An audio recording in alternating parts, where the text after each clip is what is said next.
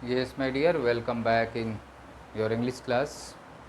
Just I am going to carry on the second part of your chapter Nelson Mandela. Okay, now I have written some hard words of page number 19. After completing this, I'll once more come back with the hard words and will try to finish the second part. As we are, that Nelson Mandela has got the victory in a general election.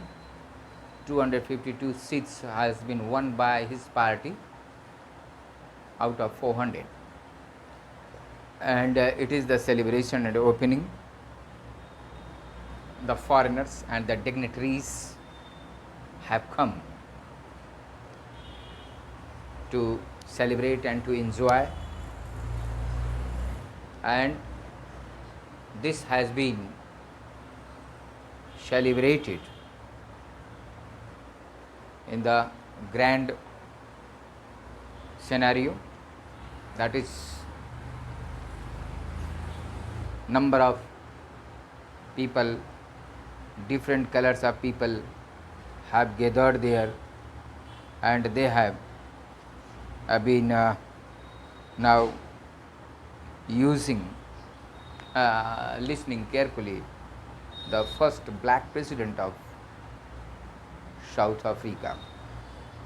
Now, in the Union buildings of Pretoria, here he has been addressing the mob. That is known as amphitheater. Amphitheater. In amphitheater, the theater that is without roof, but the seats are adjusted in increasing order. And there is a podium, there is a stage on which the leader and the chief now stand up to address the mob, to address the people. So as Nelson Mandela, along with some other dignitaries, those have been announced as first and second vice president or vice leader, deputy president, that is known as first and second deputy president. He has been addressing the mob. Now come to the point. Let us see page number 19.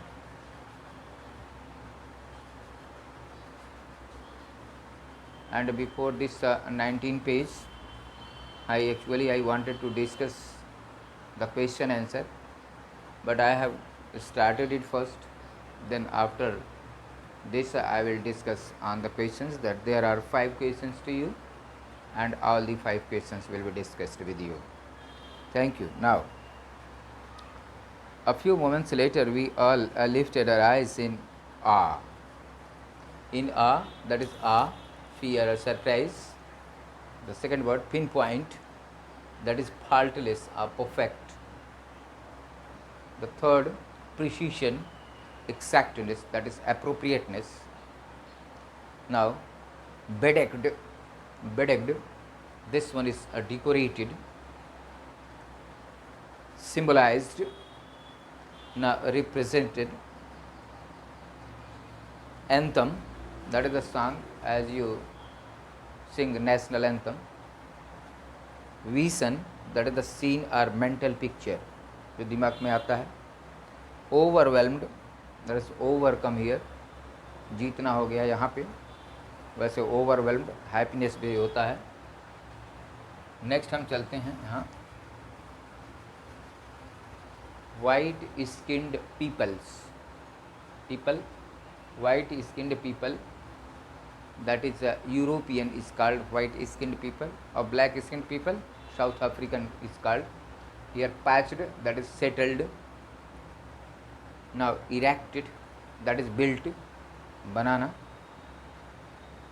Racial domination, the rule of the white over the blacks, the rule of the white over the blacks. Now structure here, system से मतलब है।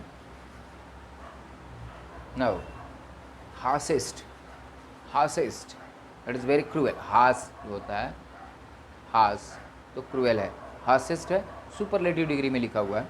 Harshest very cruel in human, जो अमानवीय कृत्य होता है वैसे cruel, ठीक है। Now so please come to the lesson. A few moments later, we all lifted our eyes in awe as a spectacular array of South African jets. Spectacular array, that is, they were the series of display. Now here, in a very attractive and an impressive manner, the people have been attending the celebration in a very attractive and impressive manner. A spectacular array, that is series or display. Now in a very impressive display, colorful and attractive. ये colorful of different colors, different creed. The people have been seated. Jets, jets, South African jets, helicopters and troop carriers rode in perfect formation over the Union buildings. अब देखिए इसके celebration में कुछ देर, a few moments later, यहाँ sense ये है कि अभी कुछ देर बाद आपने ये देखा था क्या, ऑल लिफ्टेड आवर आइज़, हम सभी ने अपनी आँखों को ऊपर कर दिया देखने के लिए। जैसे हवाई जहाज़ उड़ता है, हेलीकॉप्टर से उड़ता है, जेट विमान उड़ता है, तो क्या करते हैं बच्चे, क्या करते हैं फिर देखने लगते हैं। लेकिन अगर वही चीज़ जैसे एयरफोर्स परेड में जब होता है, जैसे आप इंडिपेंडेंस डे को देखते हैं, रिपब्लिक डे के परेड को देखते हैं, whenever you visit republic day parade or independence day parade, now the air force take off their aeroplanes in a proper queue, एक मतलब वो परेड करते हैं, डिफरेंट कलर से जाते हैं, तो सभी लोग उसको देखते हैं क्योंकि बड़ा अच्छा लगता है। तो फिलहाल in this condition, now jet, that is the aeroplane, fighters, helicopters and a troop, that is the soldiers, carries rode in perfect formation in the perfect line, एक सिंपल लाइन में जा रहे थे, परफेक्ट लाइन में जा रहे थे, line टूट नहीं रही थी, एक बराबर लाइन में चल रहे थे, उड़ रहे थे। कहाँ? Over the union buildings, on the top of the union building, into the sky. It was not only a display of a pinpoint precision and military force, but a demonstration of the military's loyalty to democracy, to a new government that had been freely and fairly elected. Now, this is the statement of Nelson Mandela that he has been announcing in such a way that it is not a kind of merely a display.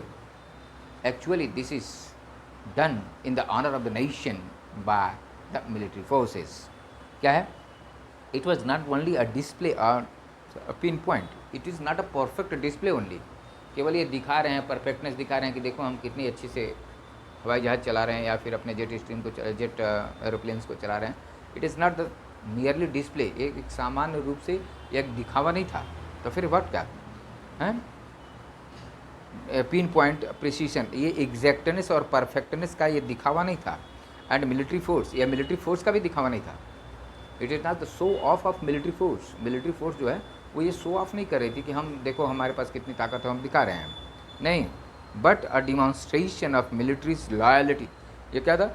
Demonstration था. That is a kind of display. ये एक show कर रहा था. क्या चीज़? तो military की loyalty. Loyalty means that is the truthfulness.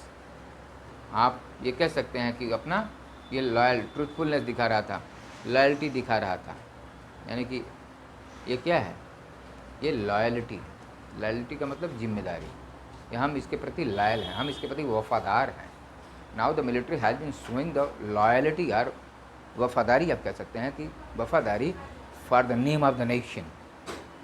Nation पर वो अपनी वफादारी दिखा रहा था. हैं? Loyalty to democracy. किसके प्रति? तो डेमोक्रेसी के प्रति, प्रजातंत्र के प्रति वो अपनी लॉयल्टी दिखा रहा था. Has been, the military has been showing its loyalty of democracy for the nation. To a new government, और किसके लिए दिखा रहा था? For the new government, as Nelson Mandela has been elected and is going to form a new government there in South Africa. तो अब क्या है? To a new government that had been freely and fairly elected. Yes, freely, स्वतंत्र रूप से और बड़ा fair, बड़े साफ सुथरे तरीके से इन्होंने इलेक्शन को जीता है, और उसके माध्यम से यहाँ एक प्रजातंत्रात्मक राज्य की स्थापना करने जा रहे हैं। प्रजातंत्र का मतलब क्या है? डेमोक्रेसी का मतलब क्या है? I think you would have studied in your social science about democracy. What is democracy? That is for the people and to the people. ठीक है, यहाँ देश की जनता ही अपने प्रतिनिधियों को चुनती है, और प्रतिनिधि were responsible for the betterment of the citizens of the nation, to the people, for the people, ये democracy. Now only moments before, थोड़े समय से पहले, only moments before the highest generals of South Africa defence of force and police their chests bedecked with ribbons and medals from days gone by, saluted me and pledged their loyalty। अब देखिए यहाँ क्या हो रहा है? Now here Nelson Mandela has little bit criticized the forces, criticized the government थोड़ा सा, क्योंकि here he has been giving a little bits of symptom that when he was not elected at that very moment, the same force who has been showing its loyalty for the democracy and for the nation, जो अभी हमारे democracy को के salute कर रहा है, जो democracy की वफादारी को दिखा रहा है, जो देश की वफादारी कर रहा है, वो कुछ समय पहले जब मैं जीता हुआ नहीं था तो क्या कर रहे थे? South African defence force and police, defence और पुलिस फोर्स, देयर चेस्ट, हैं मतलब अपने ग्रुप में आकर के, चेस्ट बेडेक्ड विथ रिबन्स, रिबन से डिकोरेट करते थे, and medals from days gone by, हैं मेडल्स होते थे, तो डेज गॉन बाई, अब वो दिन चले गए। Saluted me and placed their loyalty, मैंने अभी मैं कुछ दिन पहले हमको कुछ नहीं करते थे, लेकिन अब आज मुझे वो ही सम्मान दे रहे हैं। ठीक है, I was not unmindful for the fact that not so many years before they would not have saluted but arrested मी।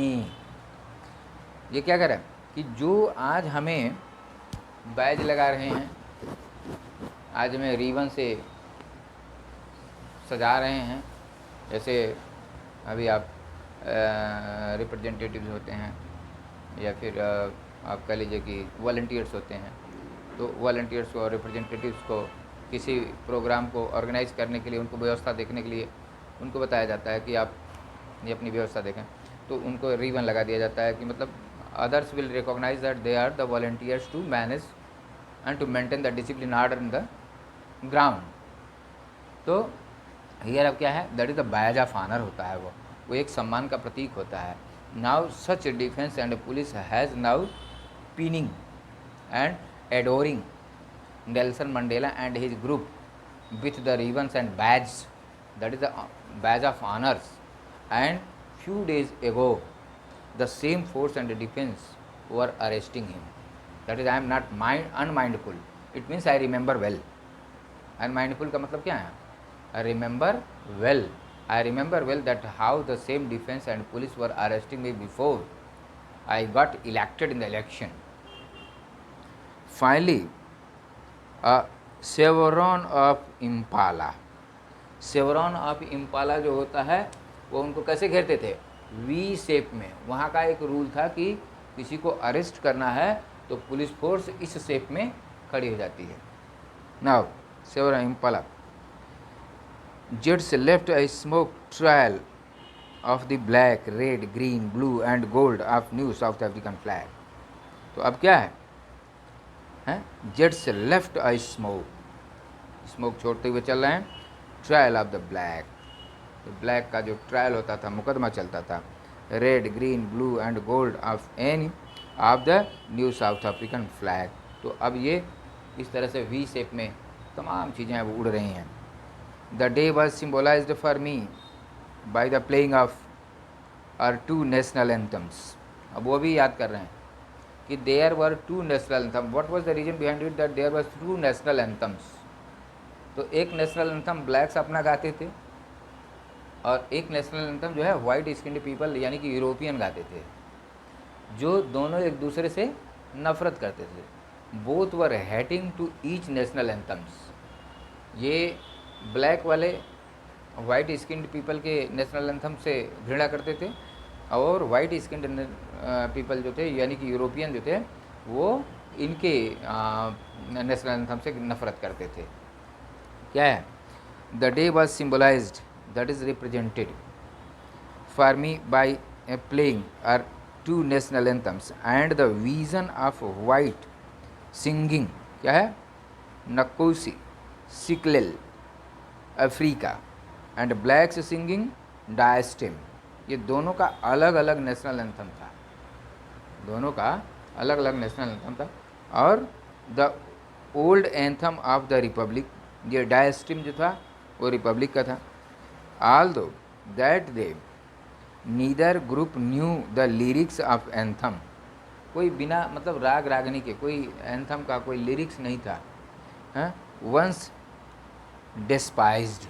डेस्पाइज्ड का मतलब हेट होता है, डेस्पाइज्ड का मतलब हेटेड करते थे।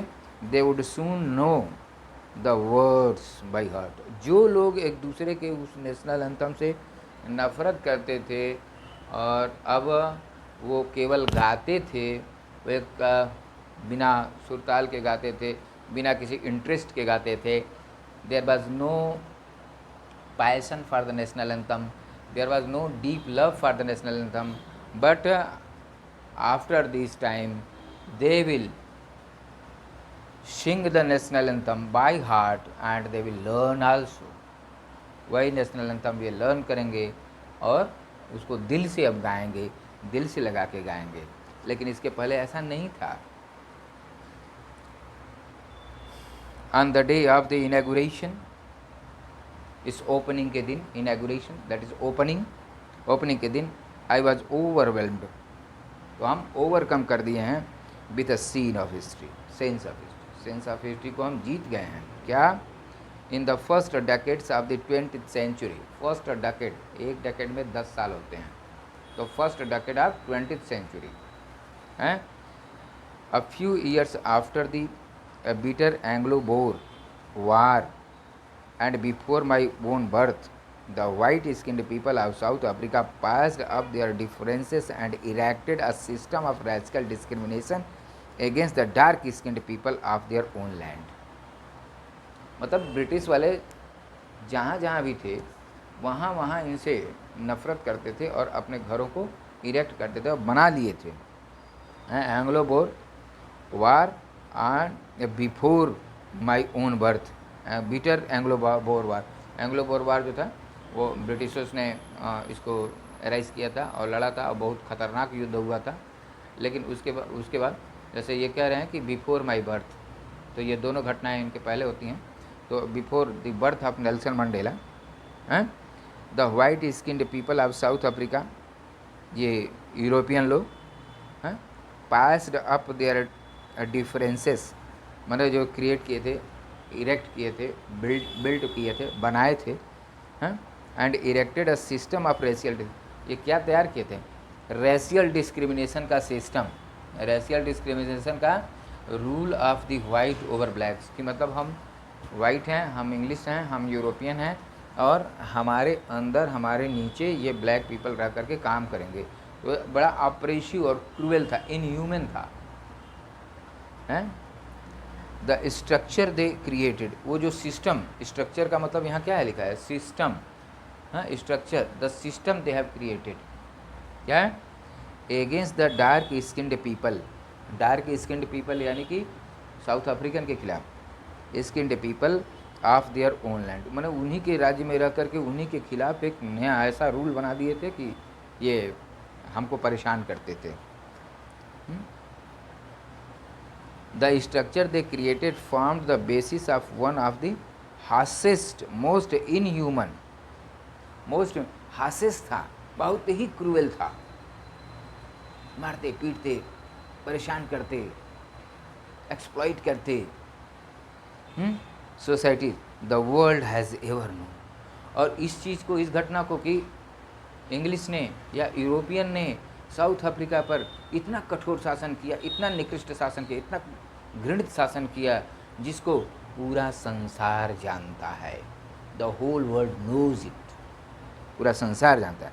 Now in the last decade of the 20th century, ये कह रहा है कि first decade of 20th century में इस तरह की चीज़ें थी, लेकिन last decade of 20th century, last के 10 साल के अंदर, यानी कि जब 1901 से 10 के आसपास की घटनाओं को ये बता रहा है, और ये अब जो है 1994 यानी कि 1990s के बाद की कहानी बता रहे हैं कि 1990s में क्या हो रहा था। तो and my own 8 decades as a man that system had overturned forever. Overturn हो गया जो सिस्टम 19 यानी कि first decade of 20th century में था, the system that was prevailed in first decade of 20th century, क्या था? First decade of 20th century, ठीक है, first decades, first decade of 20th century में कितना हार्डशिप होता था, कितनी परेशानी होती थी, लेकिन last decades of 20th century में ये ओवरटर्न हो गया, कंप्लीटली चेंज हो गया, क्योंकि ये फर्स्ट डेकेड्स में रेशियल डिस्क्रिमिनेशन था वाइट पीपल्स का, किसके ऊपर? तो ब्लैक स्किन्ड पीपल के ऊपर। वो बड़ा ही हार्शेस्ट और इनह्यूमन रूल्स थे, बड़ा ऑप्रेसिव रूल था, जिससे लोग परेशान होते थे। तो अब ये लास्ट डेकेड में ओवरटर्न हो गया। ओवरटर्न का मतलब है finished, OVERTURNED, ओवरटर्न्ड, finished, FINISHED, overturn हो गया यानी कि फिनिश्ड हो गया। अब क्या है? For ever, for all the time, हमेशा हमेशा के लिए, and replaced by one that recognize the rights and freedom of all peoples regardless of the color of their skin, regardless, without any special attention, regardless हो गया, care free, आप कह सकते हैं केयर फ्री।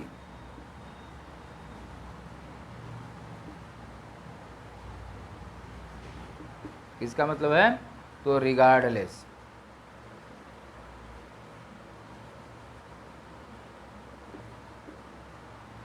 रिगार्डलेस। तो अब यहाँ क्या है? Recognise the rights and the freedoms of all people. अब सारे लोगों का राइट है, सारे लोगों का फ्रीडम है, और इसको, यह फ्रीडम और राइट्स किसके आधार पर है? Without thinking about the race and colour, बिना जाति, बिना किसी इस तरह के, यहाँ पे हम ये देखते हैं कि ये रेशियल डिस्क्रिमिनेशन ख़त्म होता है। Yes please. तो इस तरह से हम देखते हैं कि आज इंडिया में हम इसी तरह की डेमोक्रेसी का इंटरटेन कर रहे हैं, that above racial discrimination, there is no racial discrimination found here in India.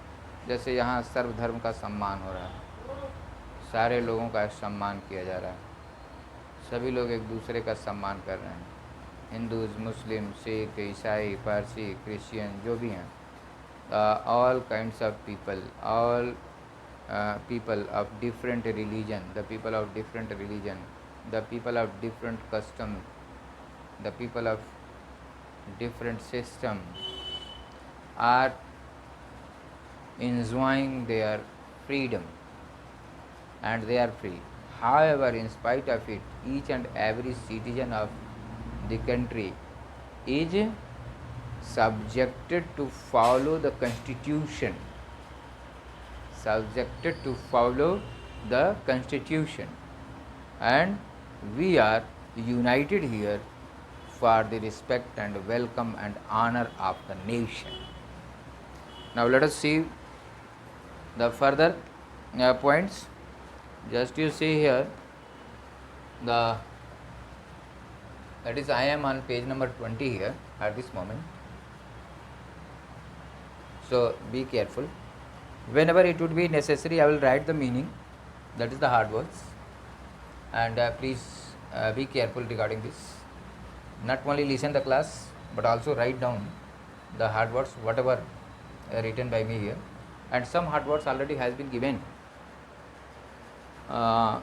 in the right hand side of the book or on each page. Therefore be careful. If it is not easy to you, now please, you are supposed to purchase Oxford Dictionary, Dictionary, and it will help you a lot. Now, that day had come about through the unimaginable sacrifices of thousands of people whose sufferings and courage can never be counted or repaid. Now, he has been bestowing, bestowing, bestowing or conferring, confering, or giving, क्या, honor, tribute,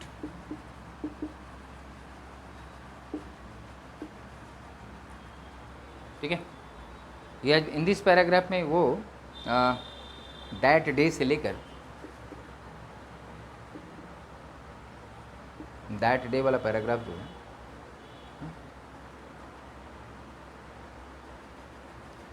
पूरा, आप ये कह सकते हैं कि purest diamonds ले तक, प्योरेस्ट डायमंड, यहाँ तक का पूरा पैराग्राफ उन्होंने उनके ऊपर लिखा है जो those were the freedom fighter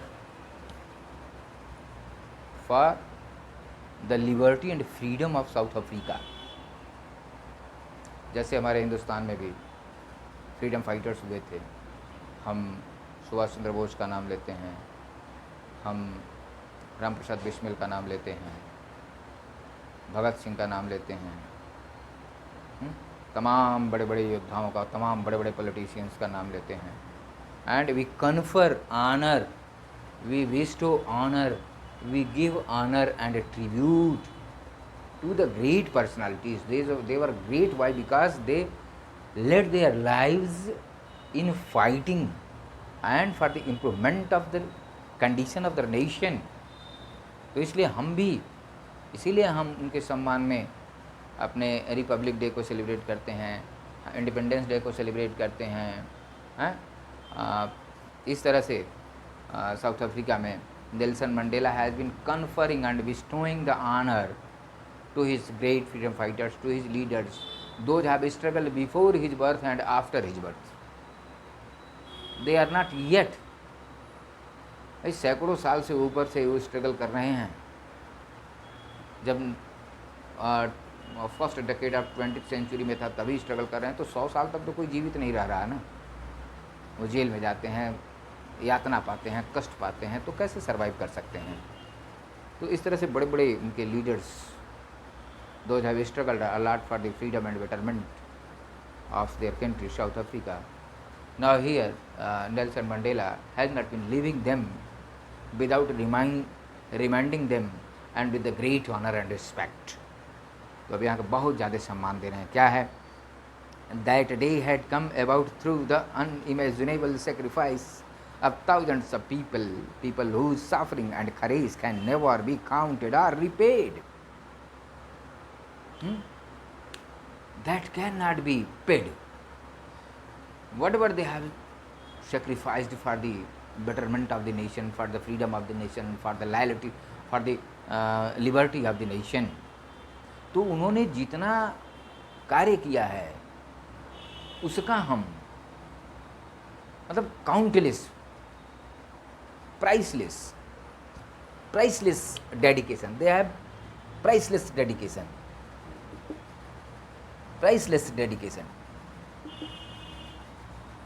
and devotion. They have done the priceless dedication and devotion for the freedom and the liberty of the nation की लिबर्टी और फ्रीडम के लिए उन्होंने प्राइसलेस, अदम्य, मतलब जिसका हम कोई क्राइटेरिया नहीं बना सकते कि कितना उन्होंने काम किया है, हैं, और वो कितना सफ़र किए हैं. I felt that day as I have on so many other days that I was simply the sum of all those African patriots who had gone before me. तो अब क्या कहते हैं? नाउ आई एम टोटल, क्या है कि उनकी तो कीमत नहीं चुकाई जा सकती. I felt that day as I have on so many other days. मतलब ऐसे तमाम दिन उन्होंने देखे हैं जैसे उनके बुजुर्ग देखते थे, जैसे उनके फ्रीडम फाइटर्स देखते थे. That I was simply the sum of all those African patriots. तो सबका एक अगर कंक्लूजन करें, सम करें, सबका टोटल करें, हैं, African who had gone before मी, जो इनके पहले चले गए हैं, तो दे वर द ग्रेट. उनका हम कोई मूल्य नहीं बना सकते, उनका कोई कीमत नहीं दे सकते. ठीक है. That long and noble line ended and now begin again with me. अब वो नोबल लाइन ख़त्म हो गया. उनके महान व्यक्तित्व जो थे, द ग्रेट फाइटर्स जो थे, द ग्रेट लीडर्स थे, अब उनकी लाइन ख़त्म हो गई. अब यहाँ से अभी इनका शुरू हो रहा है. I was pained that I was not able to thank them and that they were not able to see what their sacrifice had wrought. One. अब ये दुख भी है यहाँ. he has been feeling pain. इन्हें कष्ट हो रहा है, दुख हो रहा है, तकलीफ़ हो रहा है कि अब वो नहीं हैं जो कम से कम ये देखते कि उनके सेक्रीफाइस का रिजल्ट क्या हुआ है, और हम भी उनको धन्यवाद नहीं दे पाने के योग्य हैं कि उन्हीं की वजह से आज मैं सेक्रीफाइस कर सका, आज मैं ये प्राप्त कर सका. The total gain is dedicated to the great personality those who fought against the Britishers और द यूरोपियंस और with the white people and have suffered a lot. The policy of apartheid that is the racial discrimination. ठीक है. created a deep and lasting wound in my country and my people. तो कौन सा wound किया? Deep and lasting, जो कभी ख़त्म नहीं होने वाला. इतना गहरा चोट उन्होंने हमारे देशवासियों को पहुंचाया. हमारे देशवासियों को जितना गहरा चोट उन्होंने पहुंचाया है कभी ख़त्म होने वाला नहीं है. ये बहुत गहरा चोट है और कभी न ख़त्म होने वाला चोट है. उन्होंने हमको पहुंचाया है. अपार्थाइड जो क्रिएट किए हैं, deep lasting amount. And my people, all of us will spend many years और if not generations. तो हम ये चीज़ें इतनी जल्दी भूलेंगे नहीं. और क्या है? all of us will spend many years, जो हमने काफ़ी दिनों तक इसको याद किया है, याद करते रहेंगे, हैं. if not generations, अगर generations नहीं याद करती है, आने वाली पीढ़ियाँ नहीं याद करती हैं, तो भी हम याद करते रहेंगे. लेकिन ऐसा नहीं है. आने वाली पीढ़ियाँ भी इतिहास पढ़ती हैं और उनको ये सारी चीज़ों को याद करना रहता है. But if not generations recovering from that profound hurt। अब देखिए कह रहा है कि इसका एक सेंस और भी निकल रहा है कि हमारे ऊपर इसका कितना प्रभाव पड़ रहा है, तो हम तो इससे अभी उभर नहीं पाए, और मैं उम्मीद करता हूँ कि जनरेशन भी इससे उभर नहीं पाएगी। उसको भी वो न्यू जनरेशन जो है वो भी महसूस करेगी कि हमारे साथ कितना अन्याय हुआ, कितनी परेशानी हमको झेलनी पड़े। तो इस तरह से हम उम्मीद करते हैं कि बहुत दिन तक तो हम झेलते रहेंगे, लेकिन साथ साथ मेरी आने वाली पीढ़ी भी इस चीज़ को महसूस करेगी। Recovering from that profound hurt, उसको रिकवरी करने में लग जाएगा। जितना हम पीछे हुए हैं उसको रिकवरी करने में हमारा तो जीवन जाएगा, साथ साथ हमारे जो न्यू कमिंग जनरेशन्स हैं उनका भी जीवन समाप्त होने की स्थिति में रहेगा कि वो अपने जीवन में उस रिकवरी को कर पाते हैं या नहीं, कि कितने पीछे हम चले गए।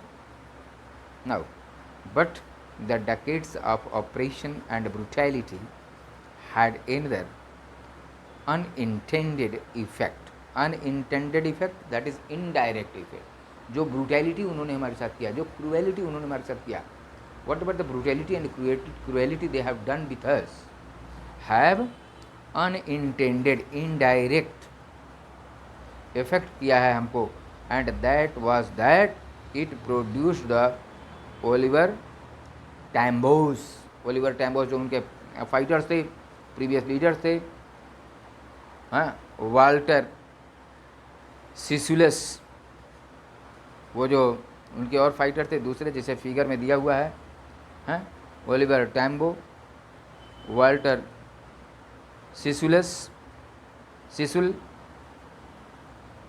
सिसुलू है, Walter Sisulu, the chief Luthulis, the Yusuf Dadoo, that is Dados, the Bram Fisher, the Robert Sobuquets of our time। ये हमारे टाइम के थे, ये हमारे लोगों थे जो मतलब इनसे पहले यूरोपियन से फाइट किए और नो मोर हो गए, मर गए, ख़त्म हो गए, अब वो नहीं रह गए, लेकिन इनके फाइट हमेशा याद करने पड़ेंगे। जैसे अभी हमने आपको बताया कि जो हमारे फ्रीडम फाइटर्स थे, जो हमारे ग्रेट लीडर्स थे, दो जो struggle for the freedom of India from Britishers, now in the same way each nation if not got freedom, now they struggled hard for the freedom, for the liberty of their nation, and thus the great leaders are to be welcomed, respected and remembered many a time, at least once or twice in a year। एक या दो बार उनको याद तो जरूर ही किया जाता है। Man of extra ordinary courage, such extra ordinary, बहुत अदम्य साहस वाले व्यक्ति थे, एक्स्ट्रा ऑर्डिनरी करेज था इनके पास, विजडम, उनके पास बुद्धि थी, एंड जेनरसिटी, और उनके पास काइंडनेस था। हैं ये जो लोग अभी जिनके सीरीज में नाम लिए गए हैं वो विजडम थे, जेनरसिटी थे, that their like may never be known again. और ये ऐसा भी कह रहे हैं कि संभवतः उनके जैसा व्यक्ति शायद अब पैदा न हो। ठीक है, तो अब हम यहाँ आज एंड करते हैं, क्योंकि आवाज़ का लगभग ख़त्म हो रहा है। My next video I will continue from page number that is 21, and a paragraph, it is from these comrades। Okay, thank you, have a nice day, good day to you, all of you।